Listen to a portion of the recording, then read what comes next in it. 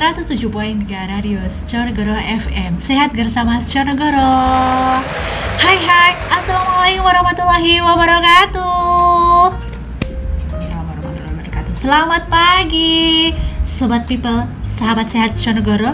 Apa kabar kalian pagi hari ini? Semoga hari kalian semakin semangat, semakin on fire. Bertemu lagi dengan saya Anita Aprilia di dalam acara Anita Bercerita, akan menemani panjenengan selama 1 jam ke depan dari jam 9 sampai dengan jam 10 tentunya di Sjonegoro FM. Bagi kalian yang mau WA bisa di 081 233 949171 atau DM ke WA admin ya. Oke guys, tamu kita kali ini adalah Mbak Dina Subardina. Mbak Dina Subardina, betul ya Mbak Dina? Betul. Masya Allah. Selamat pagi Mbak Dina. Selamat pagi juga. Alhamdulillah Mbak Dina bisa meluangkan waktunya di Sjonegoro FM ya Mbak Dina ya. Iya Mbak. Kita akan memberikan informasi-informasi berkaitan dengan ICU ya Mbak Dina ya. Siap. Supaya para pemirsa, pendengar semuanya tahu informasi penting dan penting dari Sjonegoro, KRT Sjonegoro. Oke, jangan kemana-mana, kita puterin lagu dulu ya Mbak Dina ya. Siap, supaya lebih semangat. Senyumnya kalian tambah sumringah.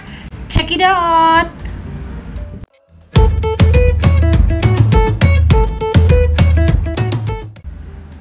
Oke, kembali lagi di 107.3 Radio Sjonegoro FM bareng Mbak Dina. Mbak Dina, ngomong-ngomong tentang ICU, apa sih itu ICU Mbak Dina?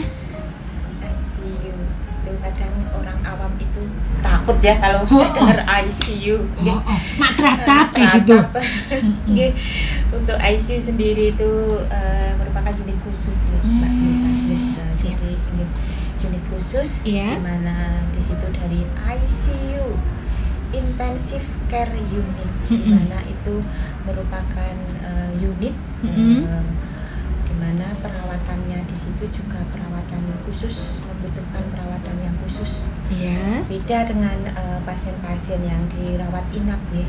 Jadi untuk ICU itu pasien pasti terpasang headset monitor di mana pasien selalu termonitoring baik dari tingkat kesadarannya, dari hemodinamiknya itu dari tensi, dari nadinya, dari irama jantungnya itu bisa terpantau di situ. Mungkin kadang orang awam melihat pasiennya ora popo, kelihatannya ya. Iya, kadang melihat mau ki ora popo pasiennya. Jadi pasien masuk ICU, apalagi ICCU nih, ICCU dengan kasus-kasus yang akut nih, dimana akut miokard infark kasusnya terbanyak itu nih, dengan jenis kelamin laki-laki, riwayat merokok, polanya yang kurang bagus nih, jadi adanya kolesterol yang meningkat sehingga terjadinya penyumbatan di pembuluh darah jantungnya. Kadang orang awam itu melihatnya ora popo, rasanya abot dadanya, ya itu yang padahal itu sakitnya jantung yang mendadak sumbatan, dan itu kalau tidak segera ditangani nih akibatnya akan fatal. Itulah gambaran dari ICU ya. Masya Allah. Iya. Jadi memang sih kalau orang-orang awam seperti kita, misalkan kayak dari bangsal biasa atau nggak sadar dan sebagainya, terus keluarga itu kan ada protapnya ya Mbak Dina ya, sebelum masuk ICU ada tanda tangan tertentu, edukasi juga gitu. Itu memang membuat kita kebanyakan yang nunggu aja atau yang mendengar masuk ICU itu langsung ya Allah semoga disembuhkan, semoga dilancarkan, kan seperti itu ya Mbak Dina ya. Masya Allah. Nah, ini berkaitan dengan tarif sama fasilitas yang ada di ICU, ada apa aja ini Mbak Dina? Untuk ICU Sjonegoro, di mana untuk tarif kalau melihat dengan rumah sakit lain termasuknya masih murah. Iya, betul sekali.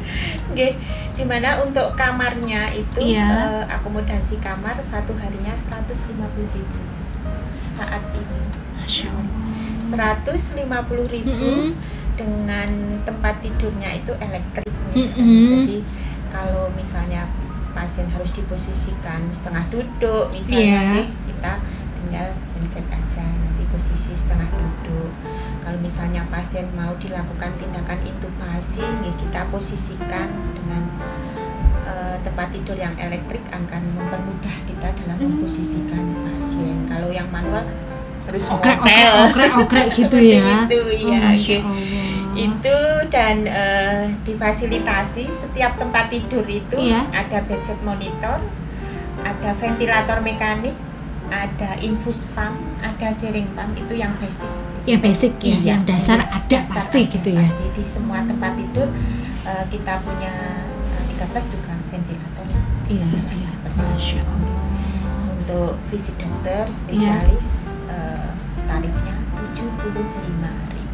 Masya Allah. Iya, 75 dengan monitor terus ya Mbak Dina ya, dimonitor terus ya. Jadinya nah ini monitornya ini berarti setiap itu pasti ada ya Mbak Dina ya? Ada, setiap pasien datang, pasien baru pasti kita pasang monitor. Terhubung ke sentral monitor di anestesi. Jadi di sana juga anestesinya ya, para perawat-perawatnya itu misalkan enggak di depan pasien pun mereka masih mendapatkan informasi dari Masya Allah. Terus ada fasilitas apa lagi Mbak Dina?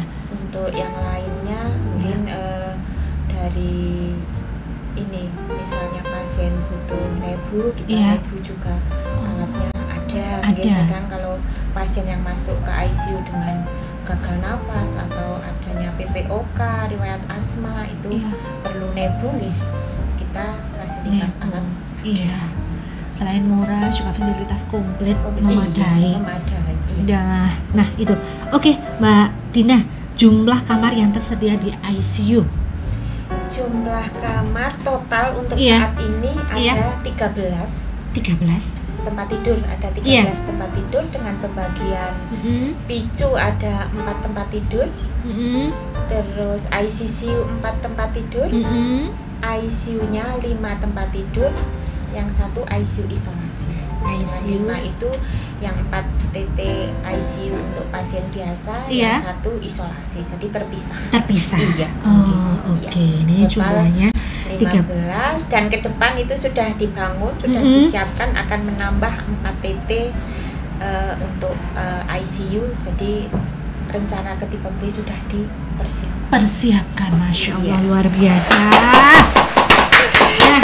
Nah Mbak Dina, ini mungkin kalau orang-orang awam juga kurang ngeh ini. Kalau PICU ini khusus yang apa ini Mbak Dina? Mungkin sedikit saya jelaskan untuk PICU pediatric intensive care unit. Jadi untuk ICU-nya anak-anak. Di mana untuk dokter penanggung jawabnya dokter anak, murni anak. Kecuali kalau ada rawat bersama dari dokter anak minta rawat bersama, misalnya terpasang on-venti, nanti dengan anestesi. Kalau misalnya kok anak ada kelainan PJB, penyakit jantung bawaan, nanti rabernya sama dokter Yusman spesialis jantung pembuluh darah. Seperti itu. Jadi kalau leader utama itu spesialis anak. Kecuali nanti kalau rawat bersama. Seperti itu. Nah ini kalau yang ICCU. Kalau yang ICCU itu cara Jawane ICU sing khusus pasien sakitnya jantung. Khusus yang jantung. Itu ada 4 tempat tidur. Misalnya di ICCU penuh kok mau nambah pasien ICCU lagi, di ICU ada tempat kita tetap menerima pasien di mana masih ada tempat. Kasusnya apa tetap kita terima. Dengan nanti yang ICU 1 itu pasien ICCU, pasien punya Pak Yusman, seperti itu nanti kita komunikasikan ke teman yang jaga berikutnya. Seperti itu. Untuk ICCU kasusnya seperti ini banyak. Maksudnya yang dari PICU, ICU, ICCU kasus terbanyak jantung. Nah ini para pemirsa, sayangi jantung Anda, ya kan? Seperti tadi, jangan terlalu banyak merokok, gorengan. Aduh, sempatkan olahraga. Sempatkan olahraga. Kalau saya sih nggak pernah makan gorengan, karena gorengan atos. Oke, ini Mbak Dina. Iya Mbak Dina. Sebenarnya kalau saya ngobrol sama Mbak Dina ini, imajinasi saya itu jalan loh, pemirsa. Saya melihat Mbak Dina, tapi sini saya itu langsung nempel di ICU karena hafal sekali ruangan-ruangan ICU, picunya juga hafal. Jadi kalau Mbak Dina bilang picu, terus saya langsung bednya sini ping-ping dengan ping-ping ya Mbak. Terus kalau yang ICU di sebelah bilik yang sebelah sana sendiri itu ada kayak pembatas ada pembatasnya juga. Terus ya langsung breathing gimana gitu. Masya Allah. Oke, Mbak Dina, alur dari pasien rawat inap ini kalau untuk masuk ICU ini. Alur rawat inap, berarti pasien yang mau dirawat di ICU. Betul. Ya Mbak Dina. Itu bisa masuk dari IGD, bisa dari Bangsal, betul, bisa dari IBS, bisa juga dari rawat jalan. Misalnya kok di rawat jalan di poliklinik, tiba-tiba pasien kondisi menurun, misalnya sebagai contoh pasien lagi antri di poli jantung, poli jantung gitu ya. Terus tiba-tiba kok dia pingsan, dan ternyata diperiksa dan harus dilarikan ke IGD dan akhirnya masuk ke ICU. Jadi kalau alur dari rawat jalan itu harus masuk IGD dulu. Baik kasus dalam, kasus anak, ataupun jantung, bedah, misalnya terjadi kegawat daruratan di rawat jalan, tetap alurnya masuk ke IGD. Jadi nggak seperti yang lainnya mungkin ya. Kalau yang lainnya kan mungkin dari rawat jalan ini harus mondok gitu baru masuk ke Bangsal. Tapi kalau karena ini emergensi jadi tetap harus masuk ke lobbynya IGD. Ke IGD dulu. Secara alur di pedoman layanan ICU juga alurnya itu tertulis jelas. Kalau dari rawat jalan tetap masuknya ke IGD. Baru diperiksa dokter IGD, konsul nanti ke DPJP sesuai penyakit, nanti baru kalau indikasi ke ICU, misalnya ICU harus persetujuan dengan anestesi. Kalau di ICU harus ke anestesi dulu, kalau ICCU dokter Yusman, picu dokter anak sesuai. Berarti sesuai dengan alur-alurnya ya? Sesuai alurnya. Misalnya dari rawat inap, misalnya kok dari Edelweiss kasus Opjin tiba-tiba sesak uding pulmo, butuh ventilator, ke ICU juga konsul ke anestesi. Jadi kita perawat yang di ICU itu nanti akan siap. Misalnya dari Edelweiss pun ke ICU mau pindah, sudah ke anestesi belum, monggo dikonsulkan anestesi. Dari hasil konsul anestesi misalnya harus on venti, jadi perawatnya langsung siap di situ. Misalnya nanti yang mau intubasi anestesi, kita menghubungi dokter, ini pasien mau intub, alat sudah siap, monggo dokter untuk segera ke ICU seperti itu. Jadi tujuan untuk komunikasi, koordinasi biar nanti bisa cepat untuk penanganan pasiennya. Nah itu ya guys, kadang-kadang memang ini awam kadang-kadang seperti ini Mbak Dina, katanya masuk ICU. Tadi dokter yang pagi tadi udah ngetika seperti itu, kok belum, ini masih menunggu. Bukan berarti masuk ICU langsung kayak kayak yang di bandara masuk ke lobi kanan langsung ke kanan. Jadi ada alur, ada prosesnya, nggak segampang itu. Terus dari pihak keluarga juga dipanggil ya Mbak Dina ya biasanya ya. Kalau di ICU begitu perawat 1, 2 ada yang menerima pasien, kita ada yang untuk edukasi keluarga, dimana kita edukasi ke keluarga dari kondisi pasien, kita sampaikan ke keluarga tata tertib yang ada di ICU, pasien nanti terpasang apa-apa kita sampaikan, sampai kita juga kalau memang belum ada penjaminan dari BPJS sekarang kan juga lebih mudah untuk menunjukkan nomor BPJS atau NIK, bisa SEP, bisa langsung jadi. Kita edukasi seperti itu dari tata tertib yang ada di ICU kita sampaikan, kebutuhan pasien juga kita sampaikan. Jadi kita edukasi keseluruhan dari prokes juga tetap dijalankan oleh keluarga pasien selama pasien dirawat di rumah sakit. Jadi seperti itu ya guys. Nah nanti kita spill lagi sama Mbak Dina, kita puterin lagu ya. Oke Mas Adit, siap? Check it out.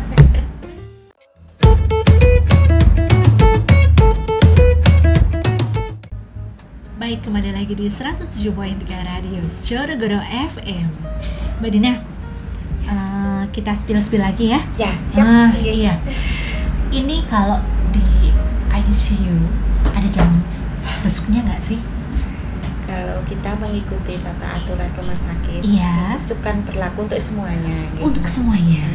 Tapi melihat kondisi pasien yang di ICU, kondisi yang tidak stabil, kondisi kritis sakitnya, jadi kita tetap membatasi. Dan itu sebelumnya kita sampaikan ke keluarga. Jadi kita juga diedukasi keluarga itu mohon kerjasama dari keluarga. Kita sampaikan dari awal, begitu pasien masuk, jadi kita edukasikan ke keluarga.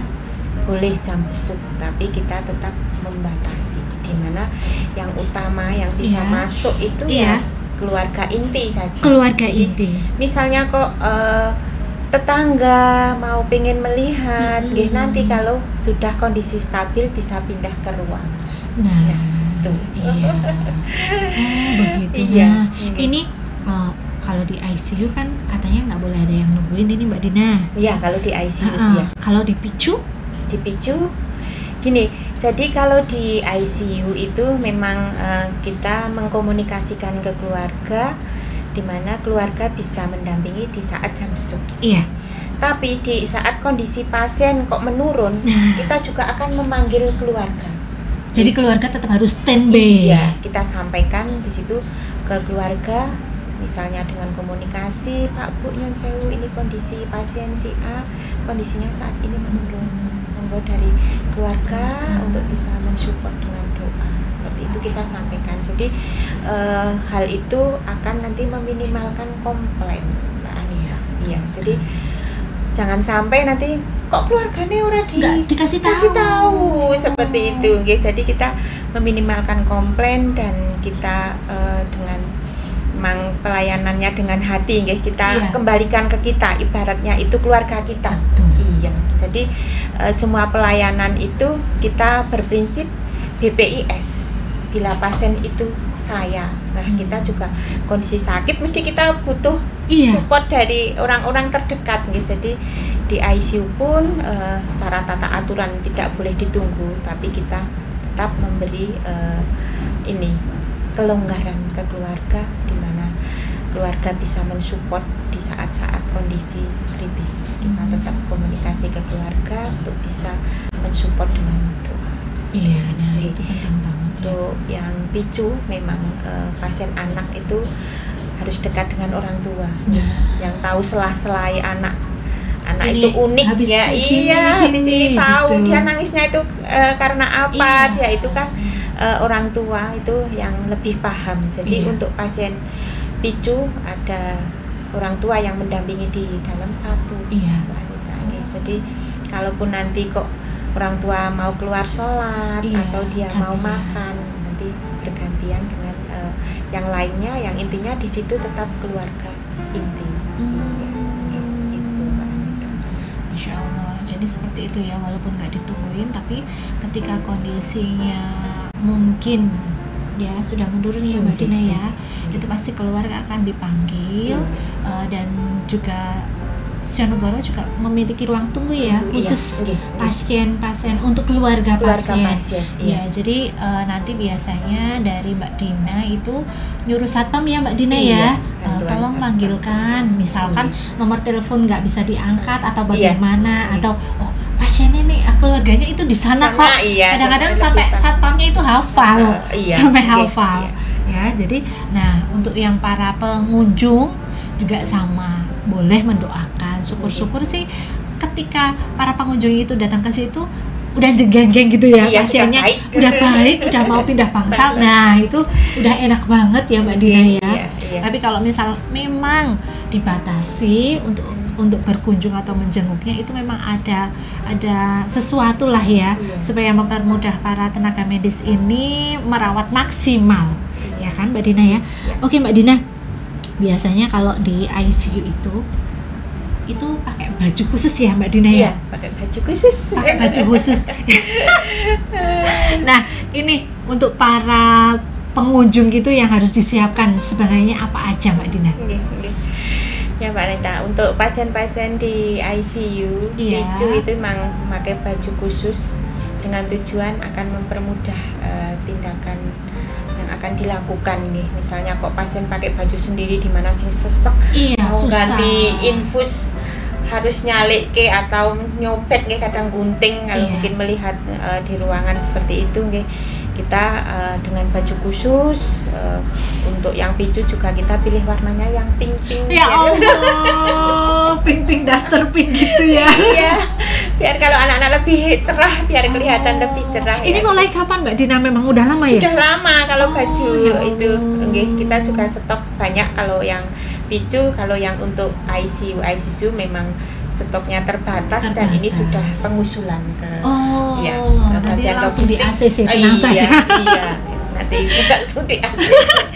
Karena kita butuh dengan perbandingan satu pasien itu 3 baju nanti. Iya itu. Jadi kalau sewaktu-waktu kok basah kita harus ganti. Jadi untuk di ruangan kita menyiapkan baju dan untuk yang lainnya keluarga yang menyiapkan seperti pampers, butuh pampers dengan ukuran sesuai dengan tubuh pasien. Kita sampaikan, nanti beli yang L atau XL atau M sampai kita hafal. Sampai ya. Masya Allah. Ukuran pampers, terus minyak kayu putih, butuh tisu basah seperti itu. Jadi karena untuk personal hygiene atau kebersihan pasien dari kebutuhan mandi itu yang melakukan perawat semua. Jadi kalau sudah disiapkan itu akan mempermudah perawatnya, ibaratnya nyibin selesai diminyaki kayu putih biar seger, setelah itu baju pampers sudah tersedia di situ. Jadi memang total care, total care karena memang semuanya itu dilakukan dari perawatnya, seperti dulang pun Mbak Dina ya. Jadi nggak perlu khawatir. Sing nganu sopo nggak usah khawatir karena memang perawat di sana itu satsetnya itu ketika kondisi dicek, pengecekannya itu pasti continue ya Mbak Dina ya. Masya Allah, saya udah remang-remang memikirkan ya yang di ICU. Nah Mbak Dina, ini untuk dokumen apa saja biasanya sih kalau di ICU sudah komplit ya Mbak Dina ya biasanya? Apakah pernah ada yang belum komplit? Mungkin para pemirsa biar tahu Mbak Dina. Untuk dokumen untuk pasien yang dirawat inap di ICU sebetulnya sama dengan yang di ruangan-ruangan Untuk pasien umum sih kita tidak membutuhkan apa-apa karena dia dengan umum tidak punya BPJS atau asuransi yang lain. Kalaupun yang menggunakan BPJS, sekarang pengunjung atau pasien yang ada di ICU sudah dipermudah, tidak seperti dulu harus mengumpulkan fotokopi BPJS, KTP, KK seperti itu Kalau sekarang begitu pasien masuk ke IGD pendaftaran TPPGD sudah diedukasi, ditanyakan punya BPJS, ada nomor sudah ada di situ, langsung bisa nyetak SIP. Jadi ke ruangan sudah beres. Perawatnya sudah tidak ngurusi itu lagi. Itu juga sangat membantu. Ya, perawat yang ada di ICU di mana kita fokus untuk perawatan pasiennya. Betul. Nah, ini penting banget ya. Biasanya memang kayak sudah beres, sudah para penunggu pasien ini udah fokus ya Mbak Dina ya. Kalau dari liner pertama itu udah komplit biasanya. Sampai seterusnya itu insya Allah aman gitu ya. Sampai pulang aman. Mbak Dina, untuk pasien ini di ICU kan kalau sembuh ya ke bangsal. Kalau memang harus tindakan yang lebih khusus lagi mungkin dirujuk ya Mbak Dina ya. Kalau yang sudah memang takdirnya selesai ya selesai. Nah ini Mbak Dina, untuk pasien yang akan rujuk, ini prosesnya gimana ini Mbak Dina? Supaya mereka ada gambaran. Iya. Untuk pasien-pasien yang mau dirujuk nih Mbak Nita, ini kita yang jelas di rumah sakit kita secara fasilitas tidak bisa memenuhi, dan harus ke rumah sakit yang tingkatnya lebih tinggi, tipe B atau tipe A, seperti itu. Jadi untuk prosedurnya nanti dari dokter yang merawat atau DPJP, dokter penanggung jawab pasien itu akan membuatkan rujukan eksternal gitu. Akan membuatkan rujukan ke rumah sakit mana, dan kita setelah itu kita mengkomunikasikan ke keluarga bahwa ini dari pemeriksaan dokter, misalnya dokter A, ini pasien A harus dirujuk. Kita mengkomunikasikan ke keluarga, dan keluarga kalau setuju oke, dan dia mintanya kemana. Kadang kan gini Mbak Anita, saya di Semarang saja karena banyak keluarga di sana. Jadi kita prioritas mencarikan tempat Semarang. Kalaupun ada yang minta Jogja seperti itu, karena dengan pertimbangan keluarga saya di Jogja, banyak di Jogja, kalau ada apa-apa lebih mudah seperti itu. Kita juga akan mencarikan sesuai keinginan keluarga pasien. Tapi kalau misalnya kok di Semarang tidak ada yang ada Jogja, kembali kita mengkomunikasikan ke keluarga. Pak Bu, ini adanya tempat di Jogja, ini bagaimana? Kalau secara gerai pasien sakitnya itu harus segera dirujuk. Bagaimana kalau ke Jogja? Jadi keluarga oke lah, betul nopo-nopo. Akhirnya juga kita akan merujuk ke sana dengan sistem kita. Setelah rujukan itu keluarga setuju, kita minta tanda tangan ya, di situ ada hitam di atas putihnya persetujuan untuk rujuk. Setelah itu kita buka ya sistem rujukan terintegrasi di situ. Kita misalnya sudah nanti Karyadi kita coba, ternyata balasan dari sana penuh, kita geser lagi misalnya ke Semarang, nggak ada, kita geser lagi ke Muwardi dan seterusnya. Di mana ada tempat itu nanti kita baru mengkomunikasikan ke keluarga kembali. Itu bukan hal yang begitu rujuk langsung berangkat, itu bukan. Kadang keluarga juga kok sulit banget. Nah itu kita juga sisrut, padahal kita juga kalau secara tata aturan itu memang sisrut, tapi kita tetap pun rumah sakit yang dituju biar cepat. Ini kita, saya mau merujuk pasien ini kita sudah sisrut seperti itu. Mohon nanti untuk bisa direspon, nanti diinformasikan ke kita seperti itu. Kita juga mencatat nomor WA yang di sana. Kadang kan nanti via WA, terus pemeriksaan penunjang bisa dikirim via WA. Seperti itu. Jadi meskipun sisrut kita tetap ditambahi biar kita cepat bisa cepat berangkat. Ini salah satu. Jadi nggak hanya fokus ke SPO banget, tapi juga langsung cepat, biar cepat. Jadi yang rujuk itu bukan hanya kok lama banget, wis jampiran ya, misalnya bahasa awamnya gitu. Ternyata di belakang layarnya itu mereka itu mencari. Habis itu harus kok sampai kadang-kadang ada yang gini, loh kok sini kok jadinya kayak gini. Kadang-kadang ada yang seperti itu Mbak Dina. Nah, karena tingkatan untuk fasilitasnya kan berbeda-beda ya Mbak Dina ya. Kalau di sini dengan tipe C kelas ini isinya ini. Terus kalau tipe A atau tipe B lebih besar lagi, lebih lengkap lagi. Dan rumah sakit rujukan pun di sana pasiennya yang antri juga banyak. Karena rumah sakit rujukan tipe A dari beberapa daerah kan menujunya ke pusat gitu ya, ke A-nya itu. Jadi kalau bisa dibilang apabila rujuk, ini rujuk sebentar ya Ibu ya, misalkan Mbak Dina.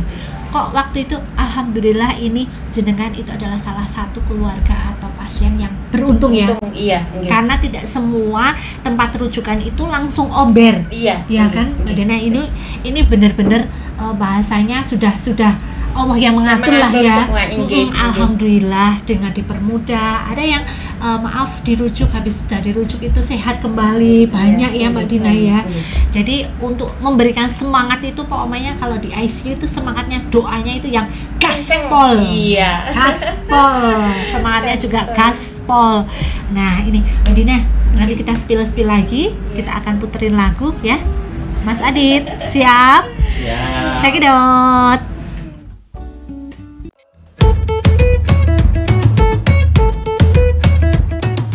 Kembali lagi di 107.3 Radio Sjonegoro FM. bareng Mbak Dina.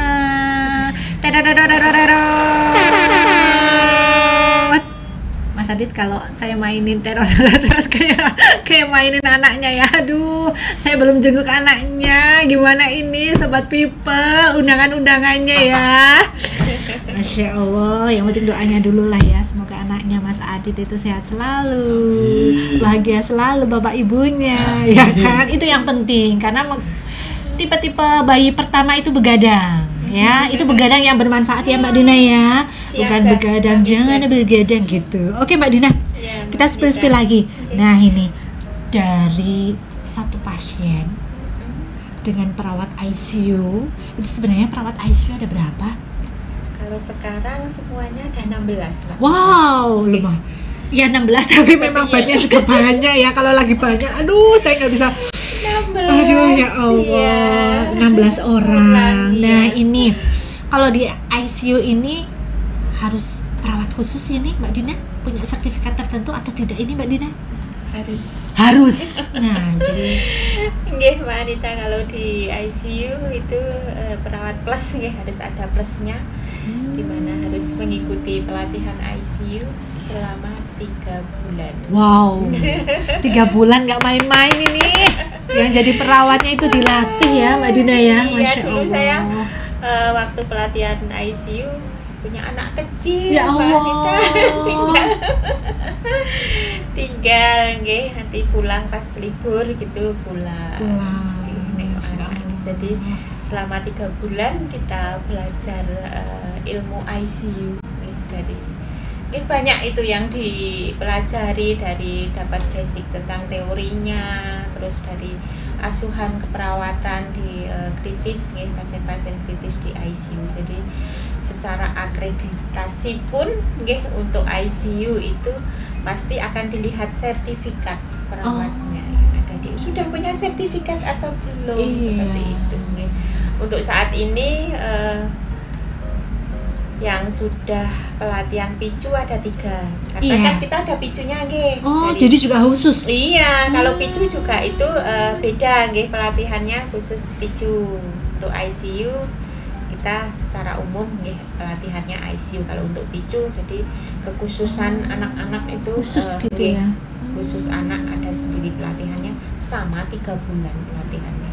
Mungkin secara bedanya anak dari dosis pemberian obat-obat untuk pasien-pasien kritis yang kalau anak harus menggunakan berat badan, dosisnya memang agak rumit gitu. Jadi di ICU harus matematikanya juga harus jalan. Nah ini buat para pelajar-pelajar ya, matematika itu kenapa sih kita belajar matematika? Ada yang bilang kayak gitu. Di kehidupannya juga ngitung-ngitung, nanti kalau dapat uang bisa. Tidak hanya itu ya Mbak Dina ya. Iya, jadi di ICU kan seringnya obat-obat support nih, obat-obat yang titrasi pakai syring pump. Jadi kita obat ini harus diencerkan. Nanti dokternya mintanya dosisnya ini per jam. Jadi kita yang hitung nanti. Dokter meresepkan. Terus nanti dengan bahasanya penyajiannya ya Mbak Dina ya. Penyajian obat itu nanti dari perawatnya. Masya Allah. Itu juga perlu matematika ya. Jadi jangan asal-asalan kalian yang di luar sana bilang. Sangat bahaya nanti obat kalau kita nggak tepat dosis yang bahaya. Kita akan berbahaya. Kenapa di mana-mana universitas pasti selain bahasa matematika juga diunggulkan, dan bahasa Inggris ya, karena kebanyakan obat-obat itu pakai bahasa Inggris guys. Nah Mbak Dina, ini kalau dari ini ada yang bilang ini, kenapa sih ICU itu nggak boleh tungguin? Sebetulnya bukan tidak boleh ditungguin, sebenarnya nggak boleh. Kita bukan seperti itu. Ini mau meluruskan aja ya Mbak Dina ya. Meluruskan saja, bukannya tidak boleh ditungguin, karena kasus-kasus pasien kritis, contohnya pasien jantung yang memang dia dengan pengobatan dari medis, pemberian obat-obatan itu, di mana pasien selain mendapatkan terapi medis, dia juga butuh istirahat. Istirahat itu sangat penting. Jadi kalau misalnya ini Mbak Anita nungguin ada yang sakit di situ, nggak mungkin kan nggak mau cerita ngomong, pastinya kan akhirnya nggak istirahat, diajak ngomong terus sama Mbak Anita. Tujuannya bukannya tidak boleh ditungguin, tapi pasien-pasien yang di ICU itu dengan adanya terapi, di mana kita harus ini pasien butuh kenyamanan, butuh istirahat, butuh ketenangan itu nanti di saat jam besuk kita juga akan memberikan waktu nanti ke keluarga. Jadi jangan terus tidak boleh ditungguin. Sebetulnya juga penunggu pasien nunggu tapi di luar di jam-jam yang ditentukan nanti bisa masuk. Bukan sama sekali tidak boleh. Iya betul. Karena awam itu kadang-kadang misalkan gini, di ruang mana sih ICU? Alah, ICU ya udah ditungguin ya ditungguin perawatnya. Kalau nggak ditungguin kasihan nanti ya Mbak Dina ya. Kalau saya sih ngelawainya gitu kadang-kadang. Lah, wong ora ditungguin kalau njok kepriging kok, nggak usah berpikiran pusing-pusing. Ada perawat yang standby 24 jam ya Mbak Dina ya. 24 jam. Standby malam itu toeng tetap toeng ya Mbak Dina ya. Gimana caranya berjiku baku pasiennya semoga bisa maksimal perawatannya kan gitu ya Mbak Dina ya. Nah jadi para awam-awam netizen itu ini hanya Mbak Dina meluruskan ya, tetap ditungguin, apalagi kalau kasus-kasusnya seperti tadi awal kita bicarakan, kasusnya menurun, harus ada support dari keluarga. Nah Mbak Dina, ini juga ada penunggu pasien yang kadang-kadang kepo. Waktu besuk salah satu pasien itu kok maaf ada yang memberikan doa, petugas yang memberikan doa. Ini memang ada, Masya Allah, memang benar-benar ada ya. Ada. Jadi bimbingan rohani itu yang tiap hari berjalan saat ini itu yang Muslim.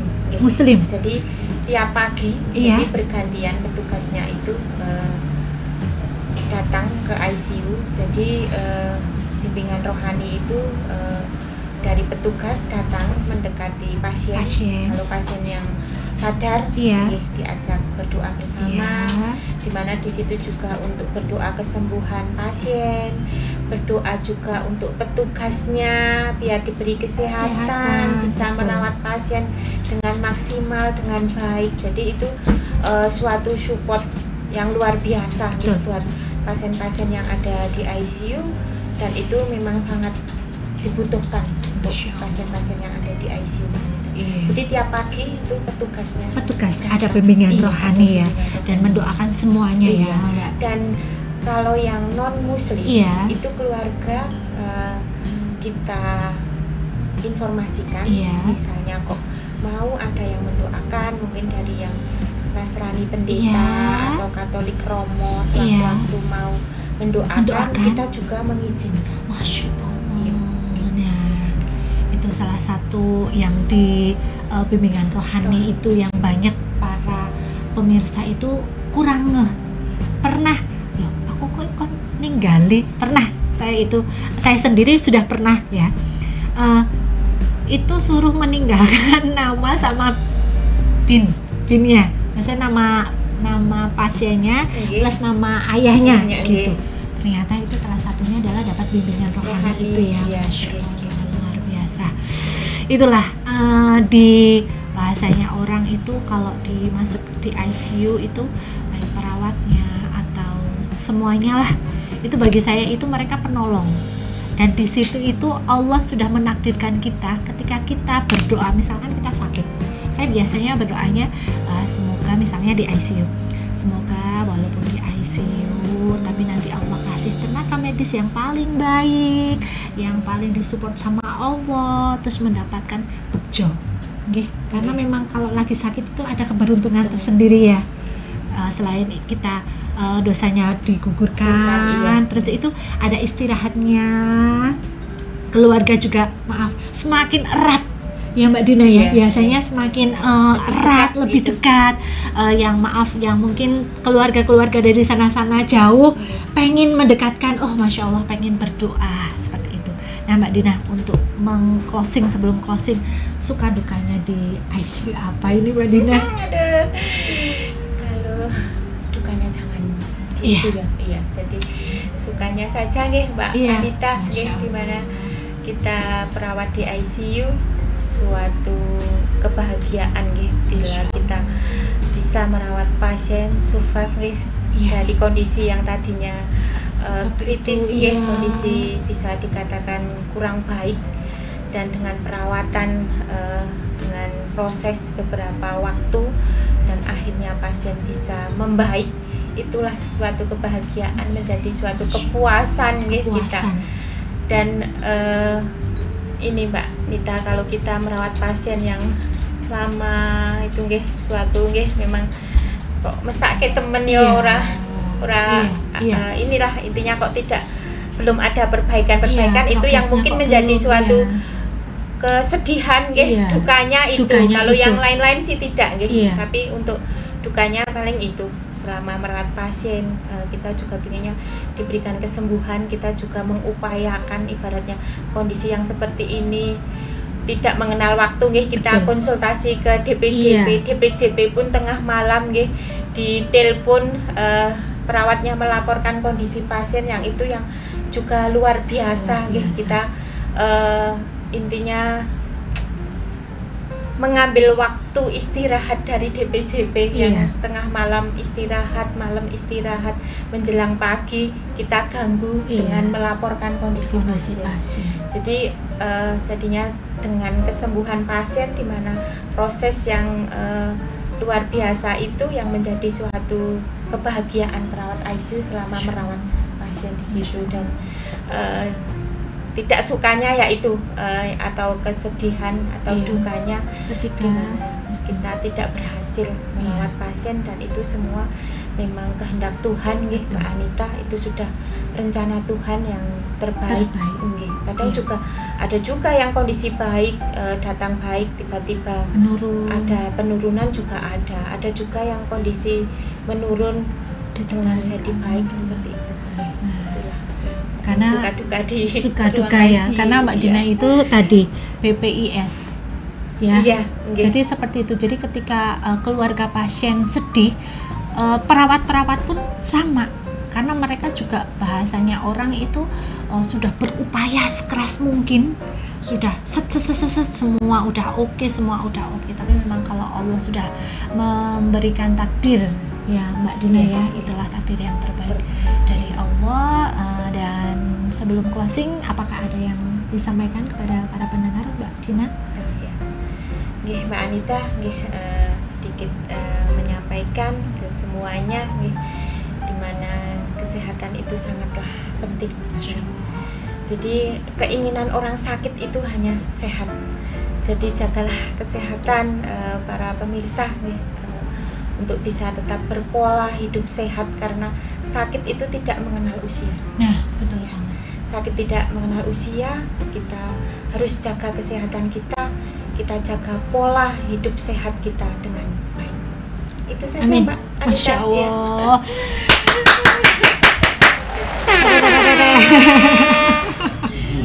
Kayak mainan apa? Oke Mbak Dina, terima kasih sekali. Ini ilmunya bermanfaat sekali. Saya mohon maaf jika menyela sibuknya Mbak Dina ya. Semoga Mbak Dina mengisi podcast di Sconegoro FM ini mendapat keberkahan dari Allah, paringi sehat, lancar semuanya, tim ICU, PICU, oke semuanya, amin, semakin jaya. Saya undur diri, mohon maaf apabila ada salah kata.